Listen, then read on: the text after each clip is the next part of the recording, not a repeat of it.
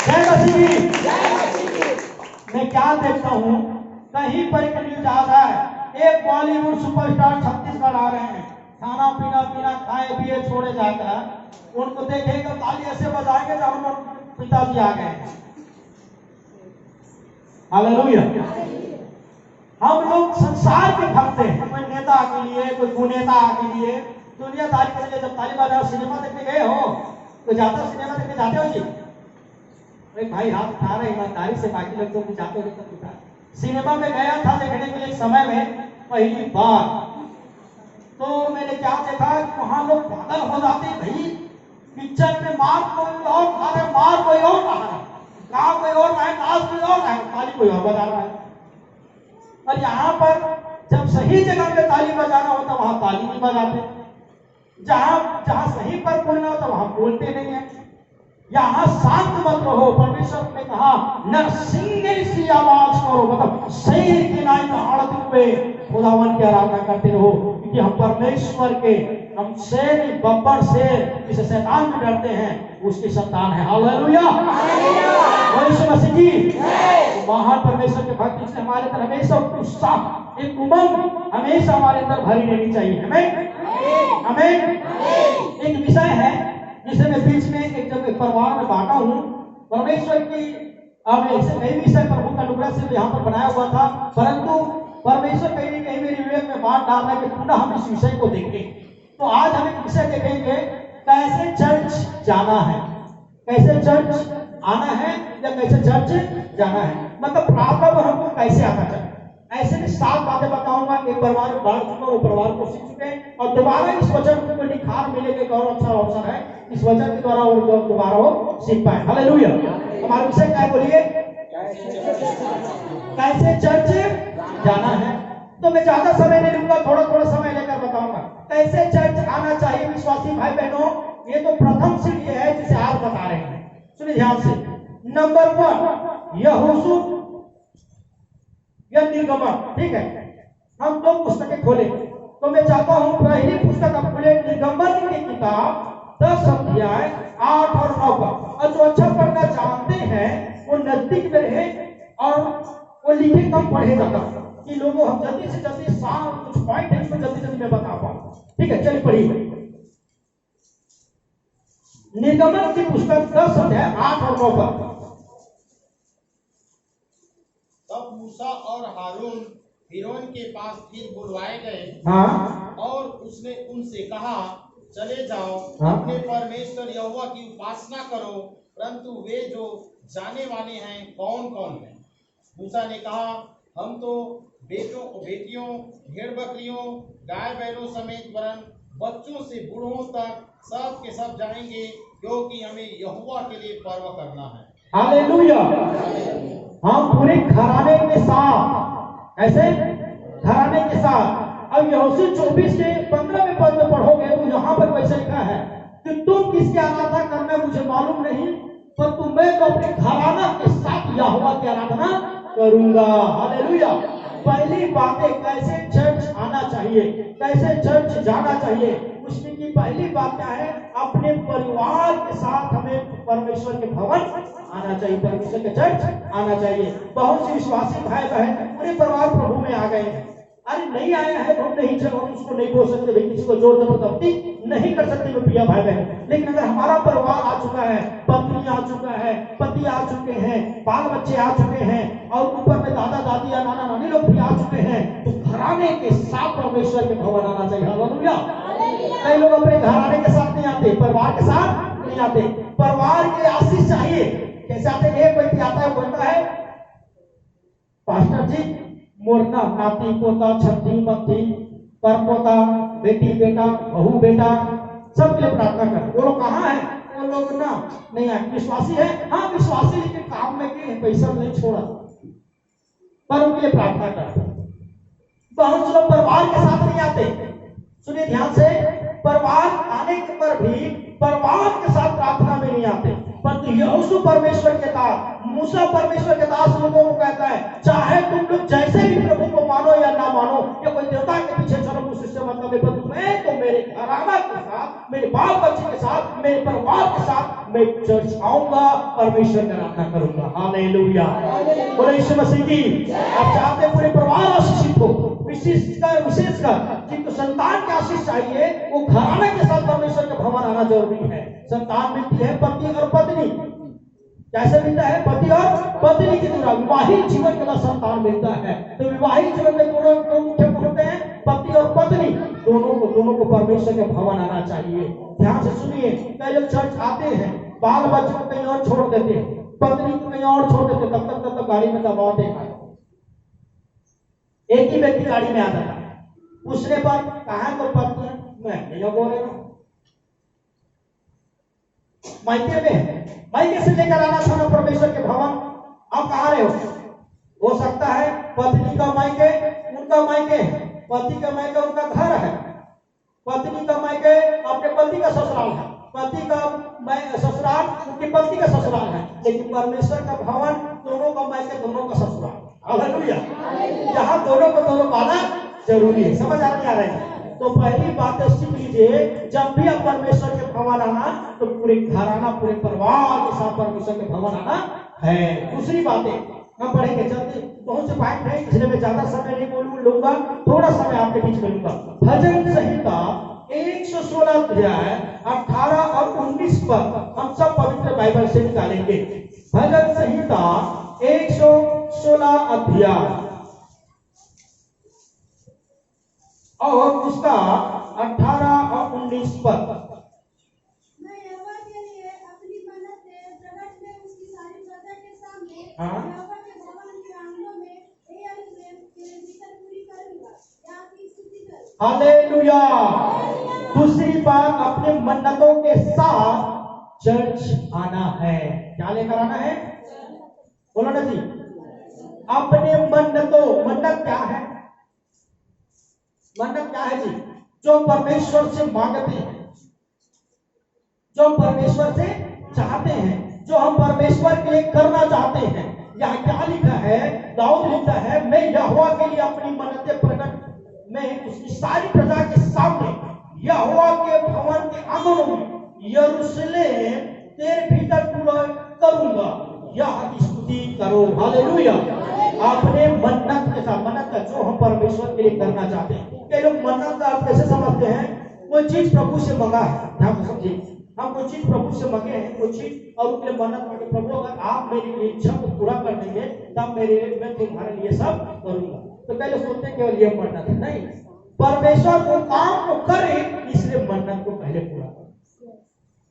जैसे कि मैं उपवास हूं नौकरी, एग्जाम्पल उदाहरण दे रहा हूं, मैं नौकरी चाहिए मुझे, तो नौकरी पाऊंगा तब मैं 40 दिन को पास रहूंगा, 20 दिन के 10 दिन के 4 दिन के 8 दिन के पास रहूंगा, या मैं इतना प्रभु के लिए करूंगा वो करूंगा, नहीं, पर मैं नौकरी पा जाऊंगा। इसलिए मैं प्रभु से मन्नत के साथ उपवास रहूं, मन्नत के साथ मैं परमेश्वर के लिए कुछ करूं जो करना चाहता हूं। हालेलुया। तो यही बात दाऊद कहता है, मैं परमेश्वर के आंगन में और सारे लोगों के बीच में मैं परमेश्वर में पाने वाले आशीष को बांटूंगा और अपने मन्नतों को क्या करूंगा? पूरा करूंगा। कई लोग बिना मन्नत के साथ आते हैं, परमेश्वर के भवन जा रहे हो, हाँ, क्यों जा रहे हो पता नहीं, क्या चाहिए पता नहीं, सब जा रहे हैं तो जा रहे हैं, सब आ रहे हैं तो आ रहे हैं। एक विशेष मन्नत, एक विशेष उद्देश्य, ये परमेश्वर के कुछ करने की इच्छा के साथ, परमेश्वर की महिमा करने की इच्छा के साथ, परमेश्वर का आराधना करने की इच्छा के साथ, हमें परमेश्वर के भवन आने से आपका परमेश्वर के भवन में आपका मन लगा रहेगा। हालेलुया। तो दूसरी बात, हम जब परमेश्वर के भवन आते हैं तो अपने मन्नत के साथ परमेश्वर के भवन आना है। हालेलुया। तीसरी बात है, दूसरा इतिहास 20 अध्याय और 28 पद। तीसरी बात है, दूसरा इतिहास 20 अध्याय और उसका 28 पद। पढ़िए कोई।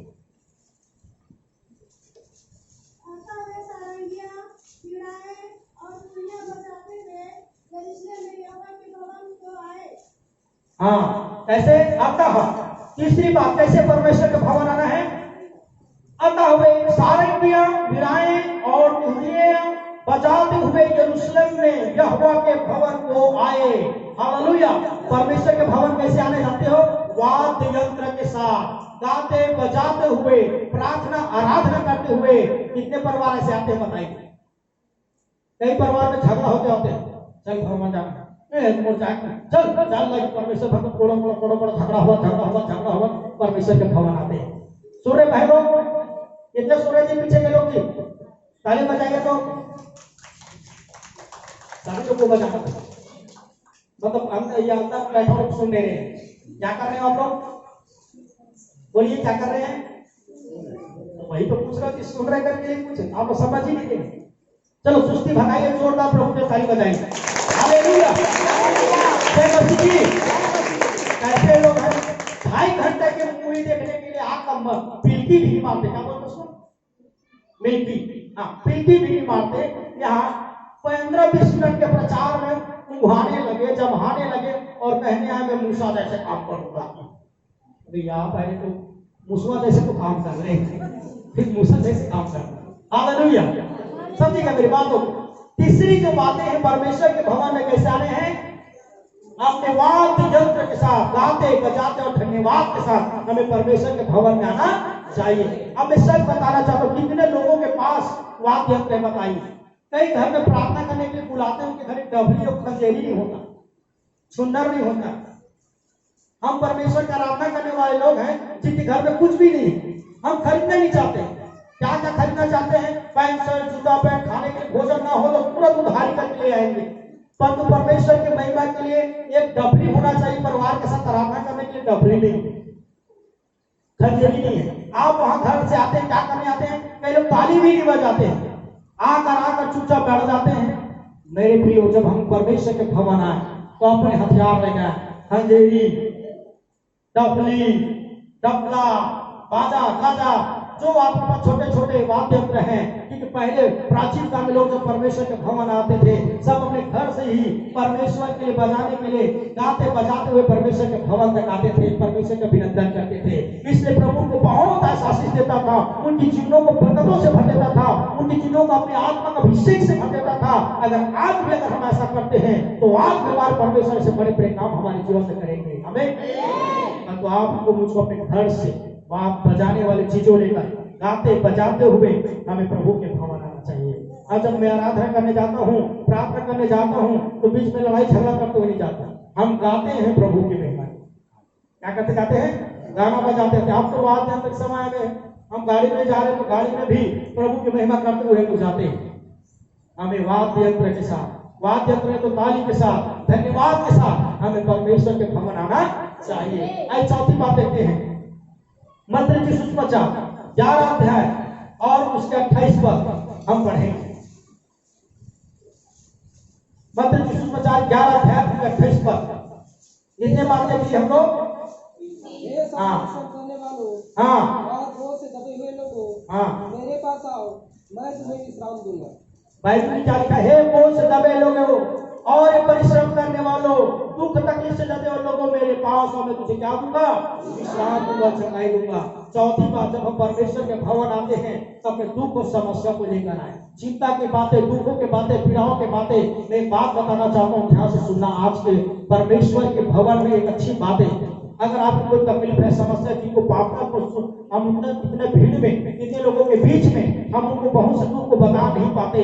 आप एक कागज में लिख के आइए, एक प्रार्थना पत्र बना के आइए और आकर बोले पास्टर जी, मैंने अपने सारे दुख और तकलीफ चिंता की बात इस प्रार्थना पत्र में मैंने रख दिया है। इसमें हाथ रखकर प्रार्थना कर दीजिए कि परमेश्वर में दुख और तकलीफ को दूर कर दे। क्योंकि स्वयं परमेश्वर ने कहा, हे परिश्रम से दबे लोगों, हे बोझ से दबे लोगों, हे चिंता फिकर में दबे लोगों, हे तकलीफों में, कोरोना जादू तंत्र मंत्र से, रोग बीमारी से, गरीबी बेरोजगारी से, बीमारी से दबे लोगों, परमेश्वर कहते हैं मेरे पास आओ, मैं तुझे विश्राम दूंगा, शांति दूंगा, छुटकारा दूंगा, चंगाई दूंगा। जब आप परमेश्वर के भवन आते हैं, पूर्ण विश्वास के साथ आइए कि आज मैं अपने दुखों को, तकलीफों को, बीमारियों को लेकर जा रहा हूँ। आज प्रभु यीशु मुझे पूर्ण छुटकारा और चंगाई देंगे। हालेलुया, और यीशु मसीह की हालेलुया, जय मसीह की। डॉक्टर के पास जाने पर हम पूर्ण विश्वास करते हैं, अरे बुखार लगा, इंजेक्शन दिलाना जा रहे हैं तो पक्का इंजेक्शन लगने से क्या हो जाऊंगा? जीवित परमेश्वर के पास आने पर अपनी समस्या लेकर आते हैं और कई लोग समस्या लेकर जाते हैं, समस्या लेकर आते हैं, समस्या लेकर जाते हैं। विश्वास के साथ समस्या दुख तकलीफों को लेकर आना, एक प्रार्थना पत्र के साथ आना, परमेश्वर विश्वास करना, परमेश्वर आपको कहता है समस्या को लेकर आओ, समस्या को दूर कर देंगे। और इस तरह को परमेश्वर के भवन आना है। पांचवी बातें भजन संहिता 96 के 8 पद, भजन संहिता 96 अध्याय का 8 पद, आइए पढ़ते हैं। यहोवा के नाम की ऐसी महिमा करो जो उसके योग्य है। हाँ। भेंट लेकर उसके आंगनों में आओ। हालेलुया। यहोवा के नाम की ऐसी महिमा करो जो उसके योग्य है और भेंट लेकर उसके आंगनों में आओ। हालेलुया। पांचवी बातें अपने दिल की, अपने हृदय की हर्ष से, खुशी से दिया हुआ भेंट लेकर हमें परमेश्वर के भवन आना चाहिए। बाइबल में लिखा है खाली हाथ कभी भी हमें परमेश्वर के भवन स्तुति आराधना के साथ, हमें बता रहे कितने बातें क्या है। पहला नंबर 1, पूरे घराने के साथ, परिवार के साथ परमेश्वर के भवन आना चाहिए। दूसरी बात क्या देखे, अपने मन्नतों के साथ परमेश्वर के भवन आना चाहिए। तीसरी बात हमें क्या देखे, वाद्य यंत्र के साथ, धन्यवाद स्तुति के साथ परमेश्वर के भवन आना चाहिए। चौथी बात हमें क्या देखे, अपने दुख समस्याओं को लेकर परमेश्वर के पास आना चाहिए। परमेश्वर आपके दुख तकलीफ को क्या कर देगा, दूर कर देगा। और पांचवी बात अपने हृदय के भेंट लेकर परमेश्वर के भवन आना चाहिए। हालेलुया। इनको बता के लोग क्या होता है, कुछ भी नहीं आते। एक बात बताइए, हम सब लोग कौन है, धार्मिक लोग हैं। आराम से, सही बात है जी, है नहीं है जी, बोलिए हाँ या ना, धार्मिक है ना। हम शुरू से मंदिर मस्जिद में जहां जहां हमको हमारी श्रद्धा होती है वहां जाने वाले लोग हैं। तो सर बताइए कितने लोग पहले मंदिर जाते थे तो खाली हाथ जाते थे, बिना फूल पत्ता के फल नारियल पत्ता लेकर जाते थे नहीं। आज हम परमेश्वर के भवन में लाते हैं। आज हम यहाँ प्रभु के लिए उत्तम नहीं देते, 10-5 जो देते हैं। आप इस जाओ पर नारियल देने पूछ के आओ, भैया लोग थोड़ा पॉज करो और उनको थोड़ा मुझे बताने दो। मैं अभी बीच में भक्ते हैं, उत्तम आशीषों को लेते हैं, उत्तम कपड़ा पहनते हैं, उत्तम बरकतें जीवन जीते हैं, पवित्र कराते हैं, पवित्र परमेश्वर भक्त लोग, और जब प्रभु को देते हैं तब वहां पर उत्तम नहीं होते। मैं बात बता दूं मेरे प्रियो, हम मसीह भाई बहनों सब चीज में आगे बढ़ रहे हैं। प्रार्थना में, आराधना में, उपवास में, संगति में, आर्थिक आशीष में, छोटे छोटे घर आज बड़ी बड़ी घर हो गई, छोटे छोटे गाड़ियां बड़ी बड़ी गाड़ियां हो गई, पुराने कपड़े नए कपड़े हो गए, पुराने मन नया मन हो गया। पर एक चीज आज भी पुराना है, वो परमेश्वर को प्रति देने की नियत आज उसी को बदल। जब सब सही है यहाँ क्यों चुके, सही बात है, जब सब सही है तो यहाँ पर क्यों चुके। तो लिखा है जब परमेश्वर के भवन आओ तो उत्तम परमेश्वर के उत्तम भेंट कर लेकर आना है। छठवीं बातें, 2 बातें और बात करेंगे फिर हम प्रार्थना में जाएंगे। मेरे साथ निकालना निर्गमन 23 का 19 पद को निकाल लेंगे और एक व्यक्ति मलाकी 3 का 10 को निकाल लेंगे। ठीक है, चलिए निर्गमन की पुस्तक 23 अध्याय, बाइबल की दूसरी पुस्तक है ये, 19 पद। अपनी भूमि की पहली उपज का पहला भाग हाँ। अपने परमेश्वर यहोवा के भवन में ले आना। सुन लीजिए ध्यान से, क्या ले आना, अपनी भूमि की पहली उपज का पहला भाग। कितने लोग अपने इस वर्ष और आने वाले वर्ष और प्रति वर्ष अपने भूमि की पहली उपज परमेश्वर के राज्य लाकर परमेश्वर की सम्मान करते हैं? नहीं करते तो हमको लेना है, क्यों सीख रहे हैं, लाना है। और मलाकी 3 के 10 को पढ़िएगा। सारे 10 मास भंडार में ले आओ कि मेरे भवन में भोजन वस्तु रहे। सारे 10 मास लेकर परमेश्वर के भवन में आना है। कमाने वाले भाई बहनों, चाहे छोटे काम करते होंगे चाहे बड़े काम करते हो, जितना भी प्रभु आपको आशीष देता है, प्रत्येक सप्ताह अगर आपको साप्ताहिक रीति से लाभ प्राप्त होता है तो सप्ताह में हम परमेश्वर के भवन के 10 मास लेके आए। अगर हमको मासिक रीति से लाभ मिलता है तो मासिक रीति से हम लाभ लेकर आए। अगर हमें वार्षिक लाभ होता है तो वार्षिक रीति से अपना 10 मास परमेश्वर को चढ़ाएं। अपने समय का 10 मास, अपने दिन का 10 मास, अपने जीवन का 10 मास, अपनी संपत्ति का 10 मास, अपनी कमाई का 10 मास हमें परमेश्वर के भवन में आने के समय लेकर आना है। ये परमेश्वर के आशीष, परमेश्वर के अधिकार है। हालेलुया, बोले यीशु मसीह की। ये परमेश्वर की वचन है। तब जाकर सुनिए ध्यान से, अब कैसे हम प्रभु में आशीषित होंगे, कैसे हम प्रभु में आनंदित होंगे, कैसे हमारे परिवार, हमारा घराना, जैसे लिखा है व्यवस्था 28 अध्याय में, धन्य तू खेत में, धन्य तू बाहर में, धन्य तेरे कटौती, धन्य तेरे हमारे बच्चे बाहर जाते समय आते समय, तुम्हारे जीवन धन्य है। और जितने कामों पे तू हाथ डालेगा वो आशीषित होंगे। तू नीचे में ऊपर रहेगा तो कुछ नहीं, तू सर रहेगा, तू उधार नहीं पर उधार देगा। इस सारी परमेश्वर की प्रतिज्ञा की आशीष आपके मेरे जीवन में यीशु मसीह के नाम से आकर प्रिय भाई बहनों, तब जब हम अपने जीवन के 10वां अंश लेकर परमेश्वर के भवन में आते हैं। हालेलुया, जोरदार ताली बजाएंगे परमेश्वर के। हालेलुया, जय मसीह की। कुछ नए विश्वासी आए होंगे, वो सब तुमको समझ नहीं आता होगा, परंतु मेरे प्रिय भाई बहनों, दशमांश, हमारा दशमांश का अर्थ हिंदी में 7 होता है, 10%। दिन का 10% 24 घंटा परमेश्वर को देता है।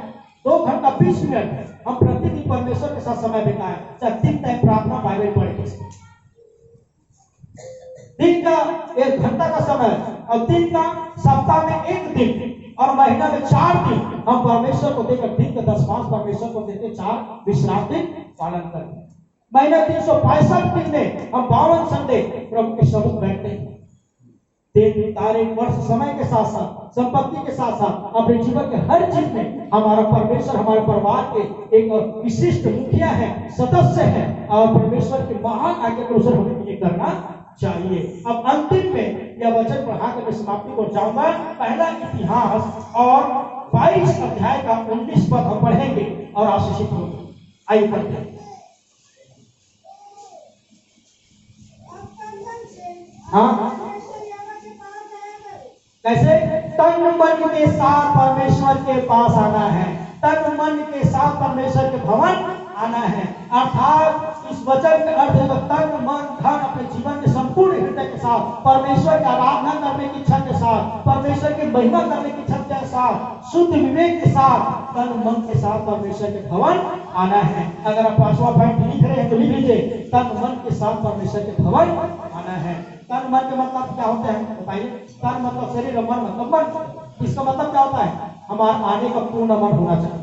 कई बार होता नहीं है, पति जाना चाहता, पति का जाने का मन नहीं, डांट किसी आगे जाने तो अधूरा मन से आ गए, फिर आने के टाइम दिन भर जब हारा है, हर 2 मिनट में दूसरे वाले भी देकर आया कर रहे हैं, जबरदस्ती आ गए, प्रार्थना करने का मन नहीं, प्रार्थना करने के आगे, भवन आने का मन नहीं, आगे अधूरा मन के साथ, टूटा हुआ मन के साथ, रूठा हुआ मन के साथ नहीं, तन मन के साथ, पूरे हृदय के साथ, पूर्ण तैयारी के साथ आना चाहिए। केवल कौन से तैयारी करके आते हैं? हम लोग नहाते हैं, खाते हैं, बरस घसने के बाद खाते हैं, ये लोग नहीं करते ना, इसलिए बोल रहा हूँ। बरस घसने के बाद खाते हैं, फिर खाने के बाद आयरन मारे वाला कपड़ा टिप टॉप पहनते हैं, उसके बाद अपने पति को तो चलो चलते हैं। यही तन मन है। ये तन तैयार हो गए, नहा धो, अब मन को भी तैयार करो, नहा धो। हालेलुया।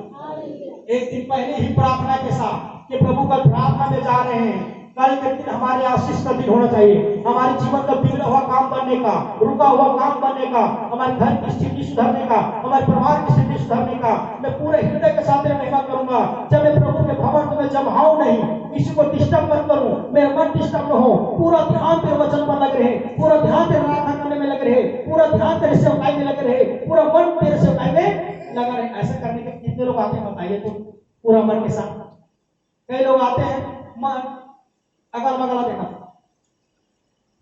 वचन में ध्यान नहीं है, प्रार्थना के टाइम मोबाइल देख रहे हैं, आराधना के टाइम बार बार बाहर जा रहे हैं, मन तैयार नहीं। तन मन के साथ आते हैं, तन मन मतलब उपवास के साथ आओ। बार बार हमको बाहर जाने की जरूरत, ज्यादा खा लिए तो बार बार जाना ही पड़ेगा, समझ आ रहा है? ज्यादा पी लिए तो अभी जाना ही पड़ेगा, इसलिए तन को भी तैयार उपवास के साथ। मैं कई घंटा तक नाइट मीटिंग में मैं रात भर रहता हूँ, किसी को भी पूछ लेना जो लोग नाइट मीटिंग में और रात्रि सभा में आए होंगे, रात भर की प्रार्थना सभा में एक बार भी मैं परमेश्वर के बेटी को सुनकर बाहर नहीं जाता जब तक आखिरी आमीन नहीं हो जाता। हालेलुया। जब को पता रात्रि सभा है तो अधूरा खा के आओ, फिर खाने की क्या जरूरत है, जाने लग जाए। यहाँ भी जो सीखने आते हैं तो सीखने के समय पूर्ण तैयारी के साथ आना चाहिए। एक बच्चा जब स्कूल जाता है, हमारे भतीजी लोग पूरा बैग तैयार, हाँ rough copy, fair copy, pen, सिल्हा, पता नहीं क्या क्या लेंगे, पूरा टेप टाप मोजा लेके जाएंगे भैया। एक भी तैयारी करके नहीं आया तो स्कूल में गुरु जी में फेंक देते, दौड़ा तो चाचा इधर भूला के फेंक, टाइम नहीं लगा तो भगे घर। यहाँ भी हम पूर्ण तैयारी के साथ आना चाहिए, तन और मन के साथ। बोलो यीशु मसीह की हालेलुया। कितने बार सीखे बोलिए, जोर से बोलो। हाँ, नंबर 1 कैसे आने परमेश्वर के भवन में? बोलिए, अपने परिवार के साथ परमेश्वर के भवन आइए, अपने मंडलों के साथ परमेश्वर के भवन आइए। तीसरी बात है, बोलिए, अपने वाद विवाद धन्यवाद स्तुति के साथ परमेश्वर के भवन आइए। अपने दुखों समस्याओं को लेकर परमेश्वर के भवन आइए। अपने हृदय के भेद के साथ परमेश्वर के भवन आइए। अपने 10वां अंश के साथ परमेश्वर के भवन आइए। तन मन के साथ परमेश्वर के भवन आइए। तब देखना वो परमेश्वर आपके जीवन को कैसे आशीषित करेगा, आपके जीवन को प्रकाशित करेगा। आप बरकतों से भर जाएंगे, पवित्र आत्मा से भर जाएंगे। जब हम परमेश्वर के वचन को सम्मान देते हैं तो हमारा जीवन को प्रभु सम्मानित बनाता है। बोलो यीशु मसीह की हालेलुया। छोड़कर ताली बजाएंगे परमेश्वर के लिए। बोलो यीशु मसीह की।